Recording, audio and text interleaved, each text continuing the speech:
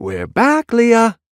A single knock accompanied Marin's declaration as she backed into the room, balancing a tray of dinner plates and tall wine glasses in her arms. The sudden sound startled Leah out of her peaceful nap, and she spun to face our intruder with a deeply furrowed brow. "Quiet down," she whispered forcefully.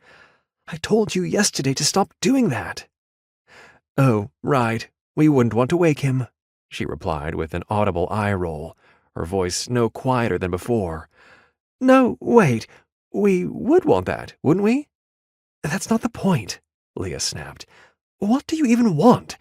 I told you I'm not hungry." "Well, I'm hungry, and it's lunchtime." She kicked the door closed and moved to the nearby table to set down her meal.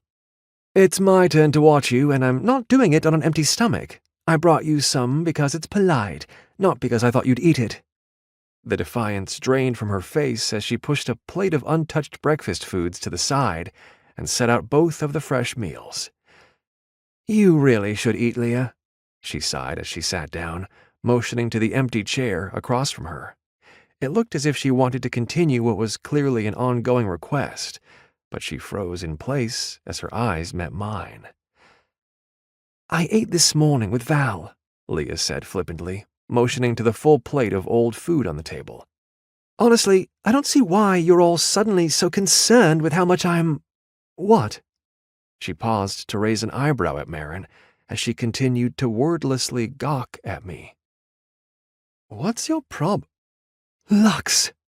Leah threw herself onto the bed the moment she noticed my face, tipping her chair over in the process. "Lux, you're awake!" Her weight knocked the air from my lungs, but I savored the ache as her amber mana rushed through my body and filled me with a much-needed warmth. "I'm awake," I coughed, realizing how dry disuse had made my mouth and throat. There was a long moment of silence as her extended mana conveyed the feelings she couldn't put into words. Waves of grief and fear washed through me as I saw myself through her eyes, lying motionless in bed.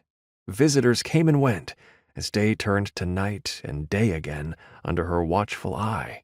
The passage of time was difficult to track through her shared memories, distorted in large part by her ever-increasing exhaustion, hunger, and dehydration. I stroked my hand along the length of her fraying braid while she kept her face buried in the blankets that covered my chest.